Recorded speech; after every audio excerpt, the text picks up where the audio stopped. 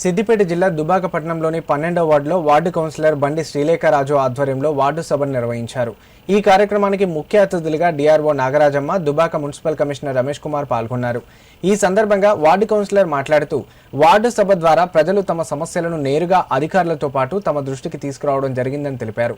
వచ్చిన సమస్యల పరిష్కారానికి అన్ని విధాలుగా కృషి చేస్తామని హామీ ఇచ్చారు. అలాగే ప్రభుత్వం అమలు చేస్తున్న పథకాలు అందని వారు ఎవరైనా ఉంటే ఈ సభలో దరఖాస్తు చేసుకోవాలని సూచించారు. సభలో పలు సమస్యలు తమ దృష్టికి వచ్చాయని, వాటి పరిష్కారానికి మున్సిపల్ కమిషనర్ సంబంధిత అధికారులతో కలిసి స్వయంగా చర్యలు తీసుకుంటామని పేర్కొన్నారు. అనంతరం వార్డుకు చెందిన ఓ లబ్ధిదారునికి సీఎంఆర్ఎఫ్ చెక్కును అందజేశారు. ఈ కార్యక్రమంలో స్పెషల్ ఆఫీసర్లు, వార్డు ఆఫీసర్లు, అంగన్వాడీ టీచర్లు, ఏఎన్ఎంలు, ఆశా వర్కర్లు పాల్గొన్నారు. 12వ వార్డు మీటింగ్